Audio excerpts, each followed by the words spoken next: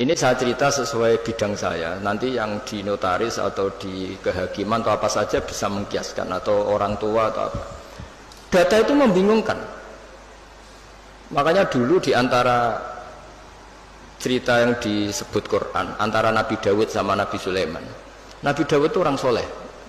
Mulai dhisik nek wong soleh kon mikir teman-teman itu rapati iso. Perkarane iku pikirane donya wis pilih buan ngono. Dadi wong soleh nek dadi pemimpin rada ribet. Nanti kira-kira bupati mbek kula ya soleh kula, nak mimpin itu ribet. Wong soleh itu mergo cara wong soleh itu donya iku sepele, buan PPN barang napa? Donya wae. Tapi nak wong rapati soleh kan iman. Jadi penting ra soleh itu kadang ya penting. Singkat cerita itu ono isu ya. Ono isu itu wong ayu tapi stres. Diperkosa wong papat. Walhasil akhirnya hamil. Hamil dilaporkan ke Nabi Dawud. Nabi Dawud bareng dilapuri sing empat ini termasuk tokoh. Rasa diterusno tokoh agama nanti keliru, nanti geger. Pokoknya tokoh lah. Ya aja muni tokoh birokrasi kok banyak yang tersinggung. Pokoknya tokoh. Malah itu orang terpandang.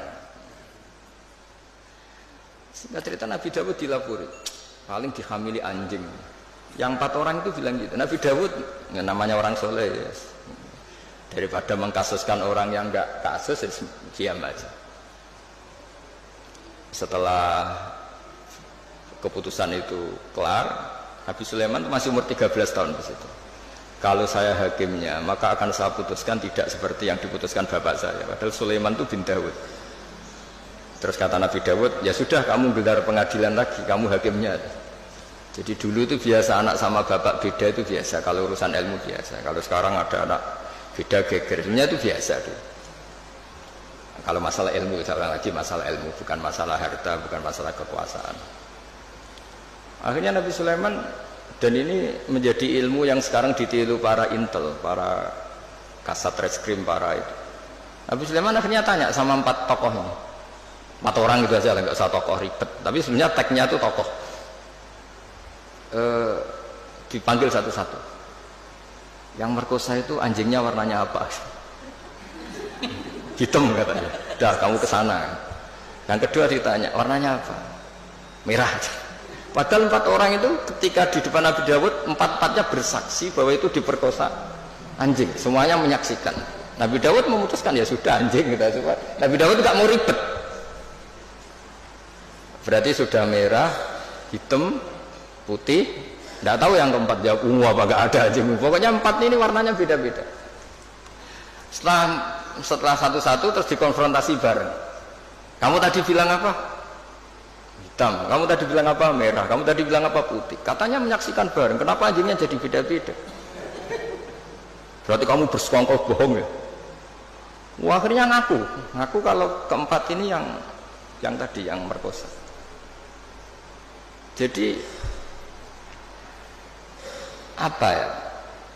Menghakimi itu tidak gampang. Sehingga di Quran itu kalau Allah muji Nabi Dawud itu hanya dipuji kebaikannya, diantaranya inna sakharna ma'hul jibala yusabbihna seterusnya. Tapi ketika masalah hukum kata Allah fafahamnaha Sulaiman wa kullan atayna hukmau wa ilma. Jadi kalau masalah kecerdasan memberi hukum itu kata Allah fafahamnaha Sulaiman, cerdas anaknya. Begitu juga ketika ada mbak sama adik punya anak, sama-sama punya anak. Anak itu kalau kecil kan wajahnya mirip-mirip. Apalagi saudara ya, anaknya mbak sama adik. Singkat cerita, di tengah hutan itu dimakan oleh serigala. Ya kalau sama-sama cantik, anaknya kan mirip-mirip karena bersaudara. Nah, sing sitok Afrika, sitok Indonesia kan raine sekarang beda. Ini kan sama-sama satu klan yang sama, satu marga. Setelah dilaporkan Nabi Dawud, beliau memutuskan sesuai yang meyakinkan argumentasinya. Diputuskan, ya sudah yang hidup ini milik kamu. Misalnya menang adiknya. Ya sudah, karena kebetulan yang sebetulnya punya bayi tadi tidak bisa berargumentasi.